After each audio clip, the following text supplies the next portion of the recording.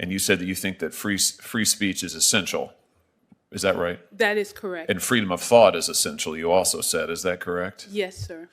What about the right to counsel? Is that also essential? The Sixth Amendment and the Supreme Court have said so. So what would you think about your organization calling other members of the bar, saying that it is their goal, your organization's goal, to destroy other members of the bar who provide litigation, who provide counsel to indigent defendants? I'm thinking particularly of the Alliance Defending Freedom. Back in 2007, a senior fellow at your organization said in a speech that, "I want to say plainly, our aim in life is to destroy these groups," referring to the Alliance Defending Freedom and others. Just to be clear, these are groups that provide representation to indigent defendants and to other defendants, other plaintiffs, counsel, litigants. "I want to say plainly that our aim in life is to destroy these groups, to completely destroy them." To completely destroy them. Do you think that's appropriate rhetoric for someone to use about opposing counsel or a member of the bar? Do you think that's an appropriate goal to have?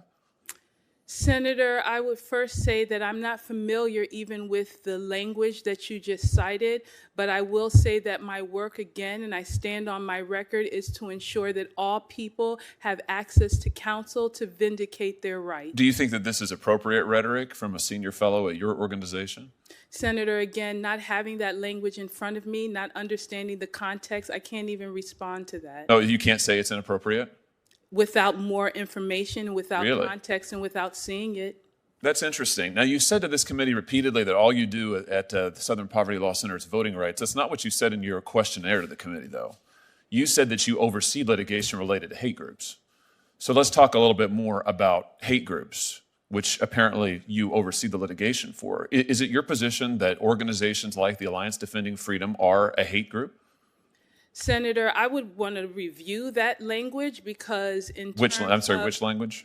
Regarding the overseeing the organization's research and profiling of hate groups, I don't work in that part of the... Let me just quote for you. "Further, as the Director for Strategic Litigation, I've taken on significant managerial responsibilities, including overseeing all of the organization's legal programmatic work, which in addition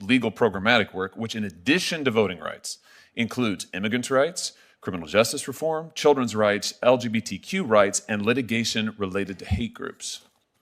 Thank you for clarifying that it was our legal program. Right.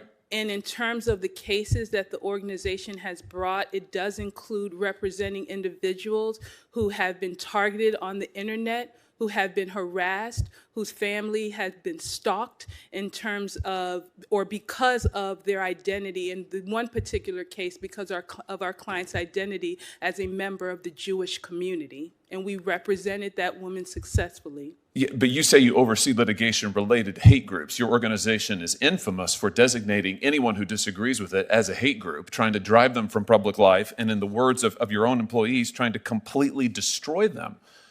Is that a record that you're proud of?